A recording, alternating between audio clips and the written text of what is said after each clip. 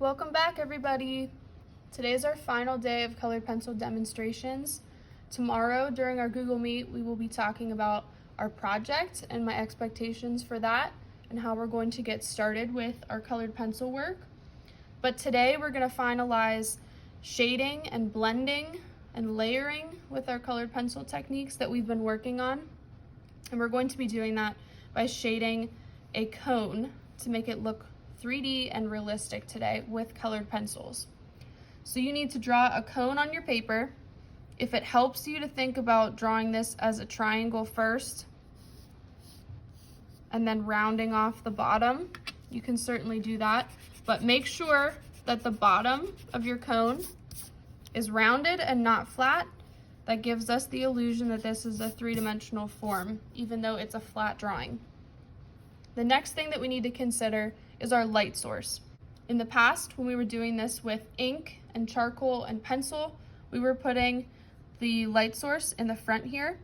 So we're going to do that again with the colored pencils. So this arrow represents where the light is shining on our cone. And think about it more as shining in the middle here, but we don't really want to draw a line or an arrow to overlap over top of our cone. So it's kind of shining in a line along this side. So I am going to just draw for you so that you can visualize where the light source would be hitting. This is where we're going to have our highlight. Make sure that if you're going to draw these lines in for yourself, that you do it very lightly so that you don't have to worry about seeing them in the actual shaded final copy of this. So I'm going to erase these out so that I don't have them in my final copy.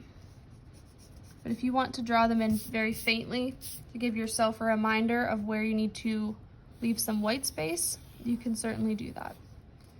Again, we're going to need to consult our color wheel. And I'm going to be using some different colors than what I used when we were shading the sphere yesterday. So yesterday we were using orange as our main color.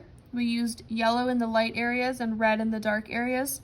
Today, we're going to use green as our main color. We're going to use yellow, again, in our light areas. This time we'll be using blue in our darker areas. Green is our main color. And we'll be using red. This is the complementary color of green. So we will be using this for our shadows. The first step, again, similar to what we did with the sphere, is going to be laying down our very lightest value first and creating ourselves a nice light base layer. So I'm circular shading. I'm not pressing as hard as I can with my pencil. This is on the lighter side of the value that I could achieve with this pencil. When I reach the area that I have mapped out for my highlight that needs to stay pure white, I'm going to leave that blank and skip over to the other side.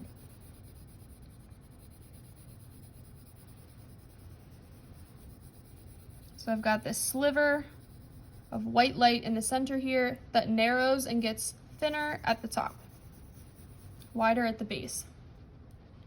The next step is going to be using our main color, which is green in this case. Again, I like to start on the edges and work my way towards the center so that I can get lighter and blend into the yellow that is our base here. You don't have to necessarily do it this way, but this is what makes the most sense to me. So I'm making myself a nice crisp edge to work from. As I'm circle shading along that edge, I'm using a medium amount of pressure.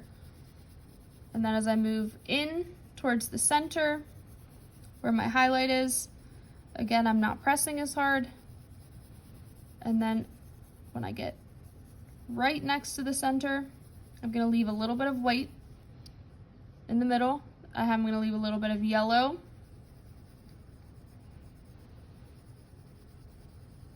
So I'm barely touching my green to the paper at this point. And I have a little strip of yellow and then my white. I'm gonna go over any areas that didn't really transition the way that I wanted them to. And just by adding another light color or another light layer on top of my green, I can try to blend those values together. I'm going to do the same on the right hand side. Make myself my edge, shade with medium pressure right along that edge. And there's really not a whole lot of space until we get to the highlight on this right side. So very quickly, I want to transition to light. So I'm really not touching the green pencil to the paper very hard right here. Again, I'm going to try to leave a little bit of yellow next to my highlight for myself. We're going to add blue only on the left side though. That side is further away from the light source than the right hand side. So this area would indeed be darker than over here. So I'm going to add some blue to this. My goal is to not have this look like blue. I want it to blend in with my green and give me a bluish green color rather than being able to see separate blue and green values. So I'm really not going to go over this too dark because I still want to be able to see predominantly the green. But this is already giving us more of a shadowed side over here. Then the final step is going to be adding our red shadows. I'm going to go along the left side here. This is where my darkest values would be because it's the furthest area away from my light source. Again, I do not want this to appear as red. I want this to appear as a red that is muting down and making my green darker. So if I go over this too dark and the red is very visible, I'm going to want to go back over it with the green